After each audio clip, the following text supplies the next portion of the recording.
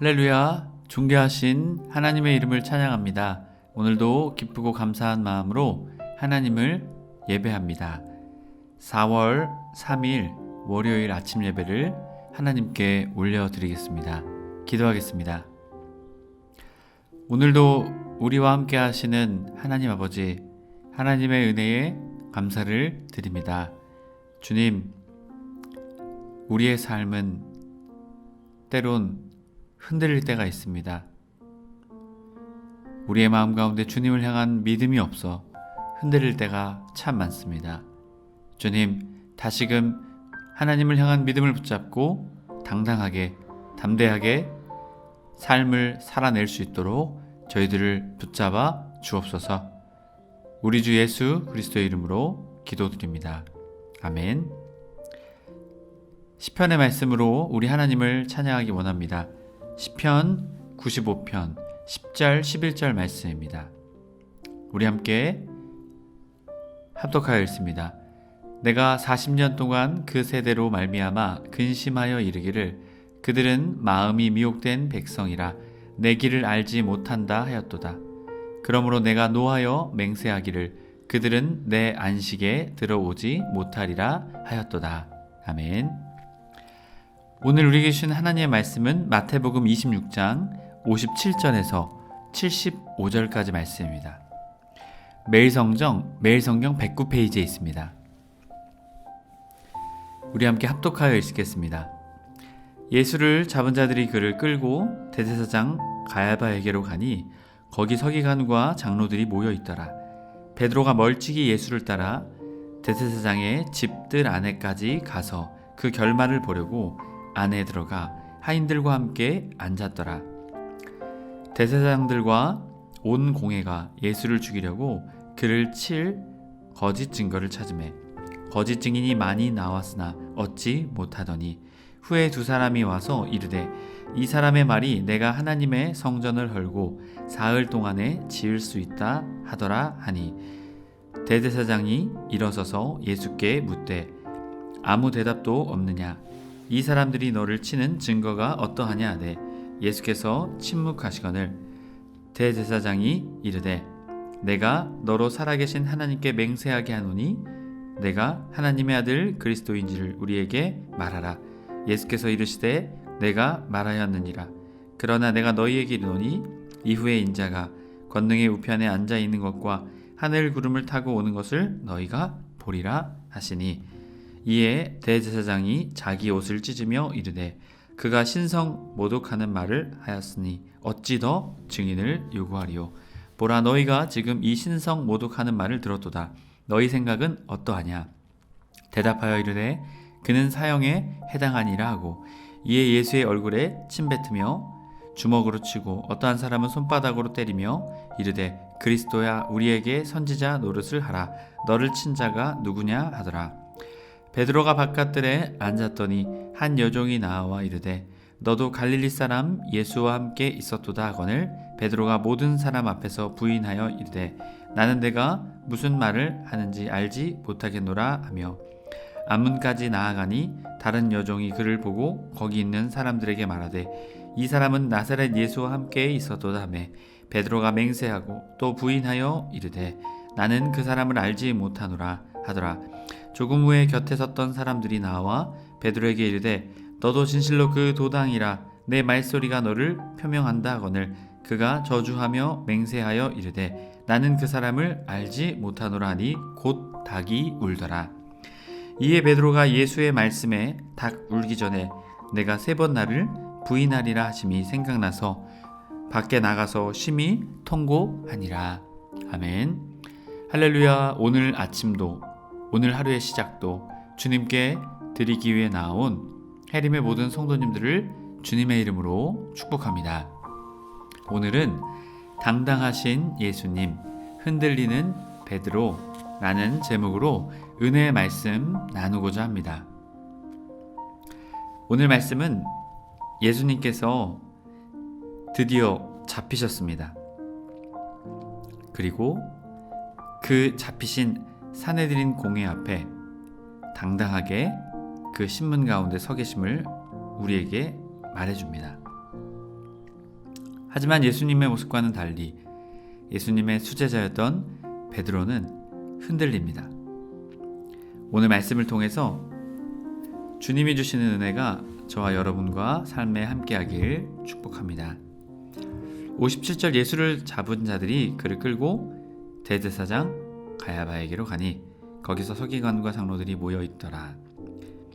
베드로가 멀찍이 예수를 따라 대제사장의 집들에까지 가서 그 결말을 보려고 안에 들어가 하인들과 함께 앉았더라 라고 예수님께서 끌려가셨음을 말해주며 베드로의 상황을 우리에게 말해줍니다.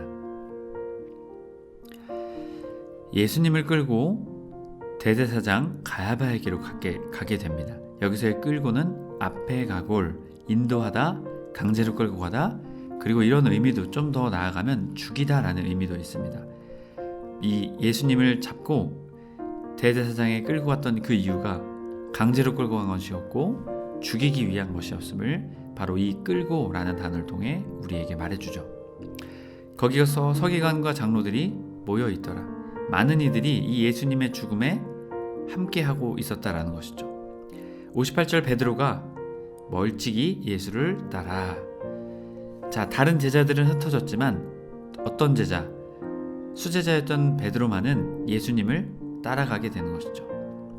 예수님을 따라갔던 베드로는 멀찍이 예수님을 따릅니다. 마크로데라는 단어인데요. 어느 정도의 적정 거리를 유지하고 있다는 것이죠. 이것은 우리에게 두 가지 의미를 전달합니다.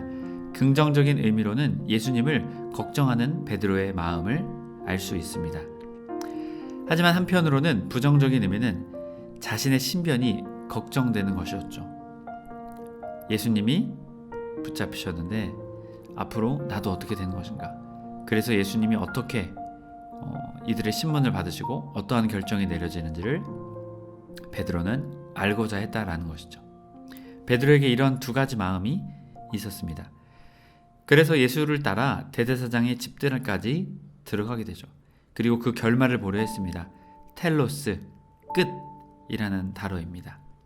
그리고 그 결말을 보려 했습니다. 여기서의 보려고는 호리오라는 단어로 그냥 대충 보는 것이 아니라 예의주시해서 아주 집중해서 면밀히 상황들을 살펴보면서 예수님의 결말이 어떻게 될지 베드로는 지켜보려 그 자리로 따라갔습니다. 이제 예수님의 신문이 시작됩니다. 대제사장들과 온 공회가 예수를 죽이려고 그를 칠 거짓 증거를 찾으매 거짓 증인이 많이 왔으나 얻지 못하더니 후에 두 사람이 와서 이르되 이 사람의 말이 내가 하나님의 성전을 헐고 사흘 동안에 지을 수 있다 하더라 하니. 자, 이제 이들이 예수님을 판결하려고 했다는, 신문을 해서 어떠한 판결을 내리고자 했다라는 것이죠. 그래서 이 온 공회 앞에 서게 됩니다. 이 온 공회는 사내들이 공회입니다. 이들은 이 공회를 통해서 예수를 죽이고자 했던 것이죠. 로마의 압제 아래에 있던 이스라엘, 이들은 사람을 죽일 수 있는 권리도 있었습니다. 하지만 로마의 식민지 아래에 있었기에 그것을 마음대로 할 수 없었죠. 그래서 이들은 예수를 죽이고자 먼저 사내들인 공회 앞에 세우고 그 후에 누구를 찾아갑니까? 빌라도를 찾아가게 되는 것이죠.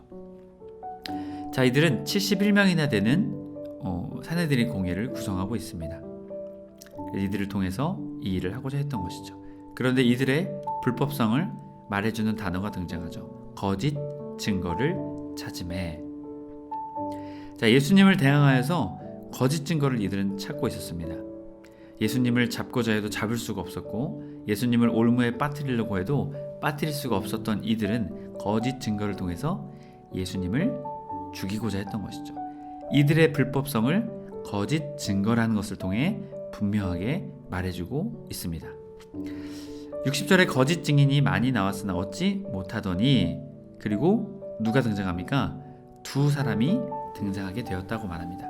최후의 방법이었던 것 같습니다. 신명기 17장 6절의 말씀을 보면 유죄를 판결하기 위해서는 최소 증인 2명 이상이 필요했습니다. 그래서 이들도 2명의 사람을 준비했던 것이죠. 그러면 고발하죠. 내가 하나님의 성전을 헐고 사흘 동안에 지을 수 있다 하더라. 자, 요한복음 2장 19절 말씀을 보면 성전된 자신의 몸을 죽고 그리고 사흘 뒤에 다시 살아날 것이다 라는 예수님의 말씀이셨죠. 성전된 자신의 몸을 통하여 말씀하셨던 것입니다. 하지만 이들은 이것을 그 진정한 의미를 알지 못했습니다. 그러자 대제사장이 일어나서 예수께 묻되 아무 대답도 없느냐? 이 사람들이 너를 치는 증거가 어떠하냐? 네, 예수께서 어떻게 하십니까? 침묵하십니다. 자, 침묵하셨다라는 것이 무엇일까요? 소명할 수 있는 기회를 내려놓으셨다라는 것이죠. 에시오파, 침묵하셨습니다. 자, 이 대제사장의 질문은 예수님을 올무에 걸리게 하고자 하는 그러한 질문이죠. 이 치는 증거가 어떠하냐? 그러자 예수님께서 침묵하십니다. 그러자 더 이상 예수님을 올무에 올가맬 수 없는 대제사장은 마지막 이야기를 꺼내죠. 내가 너로 살아계신 하나님께 맹세하게 하노니. 자, 이것은요, 하나님께 맹세하라 라고 말하는 것이 아니라 하나님의 이름을 걸고 맹세하라 라고 말하고 있는 것이죠. 어떻게 해서라도 예수를 죽이고자 했던 것이죠. 내가 하나님의 아들 그리스도인지 우리에게 말하라. 자, 당시에 이 산헤드린 공회에서 사형을 집행하려면 죄인의 자백이 필요했습니다. 그래서 지금 계속 이 대제사장과 거짓 증인들을 통해서 예수님이 자백하도록 이들이 하고자 했던 것이죠. 자, 그러자 예수님께서 뭐라 말씀하십니까? 내가 말하였느니라. 간접적으로 말씀하시죠. 내가 말하였다. 그러나 내가 너희에게 이르노니 이후에 인자가 권능의 우편에 앉아있는 것과 하늘 구름을 타고 오는 것을 너희가 보리라 하시니. 자, 이 의미는 예수님이 심판주로 오신다라는 것을 우리에게 말해줍니다. 자, 그러자 대제사장이 뭐라 말합니까? 65절 자기 옷을 찢으며 이르되 그가 신성모독하는 말을 하였으니 어찌 더 증인을 요구하리요. 마치 기다리고 있었냐는 듯이 옷을 찢죠. 극도의 슬픔과 분노를 표출하는데 아마도 이 대제사장은 신이 났겠죠. 아, 이제 예수를 올무에 빠뜨리게 되었다. 이들이 올무에 빠뜨린 것은 무엇입니까? 신성 모독, 에블라스 페메센, 하나님을 모독했다라는 것이죠. 사실 돌이켜보면 지금 이들은 무엇을 하고 있습니까? 하나님의 아들이신 예수 그리스도, 그분께 신성 모독하는 여러 가지 행위와 행동들을 하고 있죠. 이것을 통해 오히려 그들이 신성 모독하고 있음을 여지없이 고발하고 있는 것입니다. 그러자 이어지는 너희가 지금 이 신성 모독하는 말을 들었도다. 자, 너희 생각은 어떠하냐? 대답하여 이르되 그는 사형에 해당하니라 하고. 자, 이것을 참 웃기죠. 마치 기다리고 있었다는지 어떻게 해야 되냐? 그러자 사형에 해당합니다 라고 말하며 예수님께 사형을 선고하고 있는 것이죠. 앞서 말씀에서는 거짓 증거를 찾았습니다. 그리고 이 산헤드린 공의회가 하지 말아야 될 불법을 또한 여기서 이 65절 말씀에서 행하게 됩니다. 유죄한 자를 신문할 땐요, 당일에 그 신문에 대한 판결을 내리지 안 됩니다. 이것이 산헤드린 공의회의 규칙입니다. 그런데 이들은 지금 어떻게 합니까? 곧바로 신문하고 마치 기다렸다는 듯 사형을 판결하게 되는 것이죠. 바로 이것을 통해서도 이들의 불법성과 이들의 목적이 어떠한지를 우리에게 분명히 말해주고 있죠. 그러자 이들이 어떻게 합니까? 67절 이에 예수의 얼굴에 침을 뱉으며 주먹으로 치고 어떤 사람은 손바닥으로 때리며. 자, 여기서의 손바닥으로 때린다는 것은 모욕과 고통을 주는 행위입니다. 그러면 68절에 말하죠. 그리스도야 우리에게 선지자 노릇하라. 메시아야 우리에게 선지자 노릇하라. 그리고 너를 친 자가 누구냐? 자, 눈을 가리고 누군가는 때리고 이렇게 이런 행위를 했다라는 것이죠. 그래서 맞춰봐라. 내가 누구인지 맞춰봐라. 이렇게 말했다라는 것이죠. 이것은 이들의 이러한 행위는 무엇이냐면요, 너가 신이라면, 너가 하나님의 아들이라면 너를 친자가 누군지 맞춰봐, 이렇게 말하는 것이죠.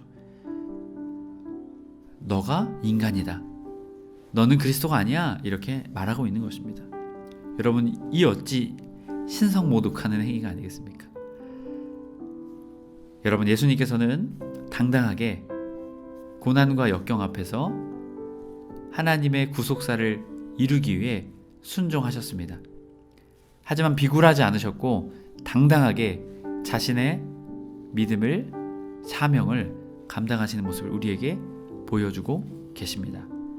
하나님의 성도 여러분, 우리의 삶에 찾아오는 우리에게 맡겨주신 주님의 사명이 있습니다. 우리는 그것을 어떻게 감당하고 있습니까? 당당하게 감당하고 있습니까?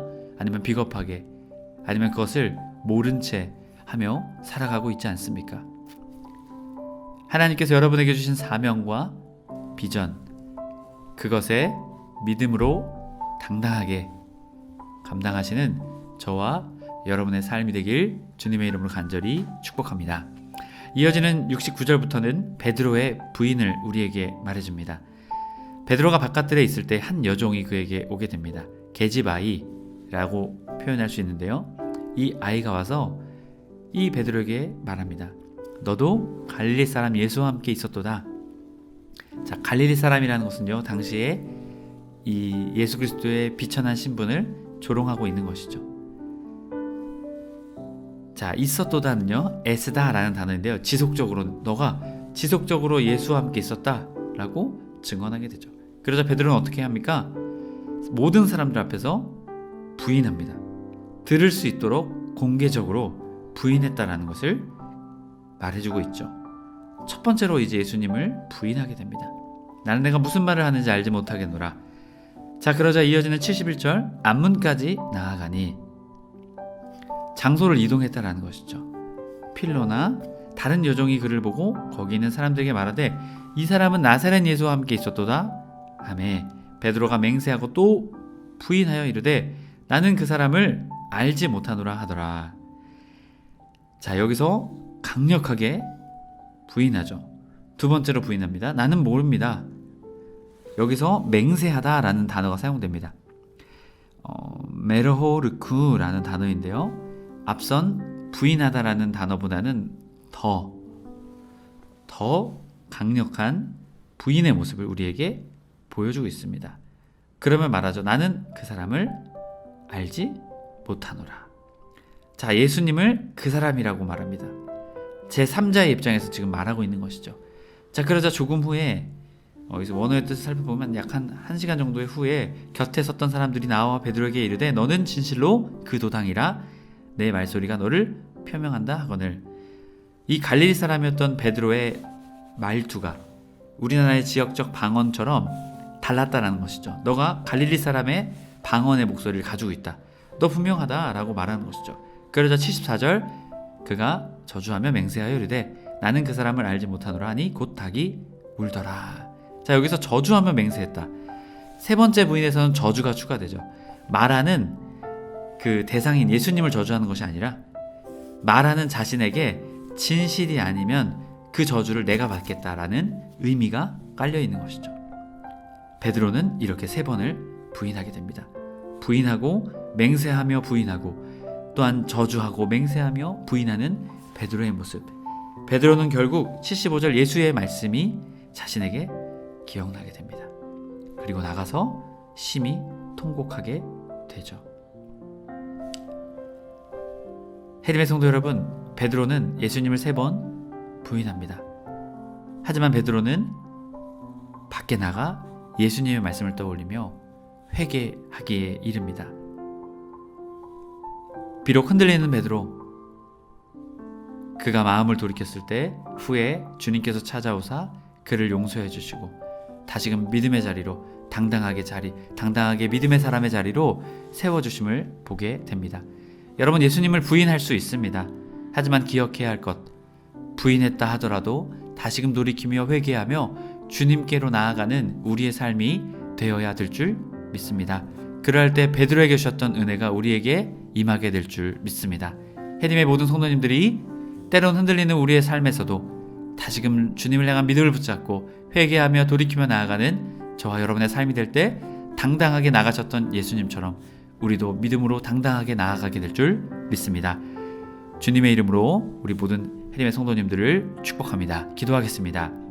오늘도 우리와 함께 하시는 주님, 믿음으로 당당하게 나가셨던 예수님의 모습을 기억합니다. 흔들렸던 베드로의 모습도 바라봅니다. 주님, 우리의 모습이 베드로의 모습과 같습니다. 하지만 주님 기억할 것, 우리는 주님을 때론 부인할 수 있습니다. 우리의 연약함 때문에 그렇습니다. 하지만 주님, 그 부인하는 자리에 머물러 있을 것이 아니라 다시금 마음을 돌이키며 회개하며 다시금 주님을 향한 믿음을 붙잡고 나아가는 우리의 삶이 되게 하여 주옵소서. 흔들리는 우리의 삶이 당당한 믿음의 삶으로 변화되게 될 줄 믿습니다. 그 은혜를 내려 주옵소서. 우리 주 예수 그리스도의 이름으로 기도드립니다. 아멘. 주기도문으로 마치고 자유롭게 기도하겠습니다. 하늘에 계신 우리 아버지여, 이름이 거룩히 여김을 받으시오며 나라 임하옵시며 뜻이 하늘에서 이룬 것 같이 땅에서도 이루어지이다.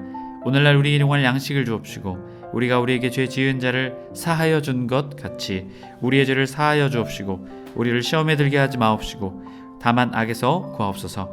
나라와 권세와 영광이 아버지께 영원히 있사옵나이다. 아멘.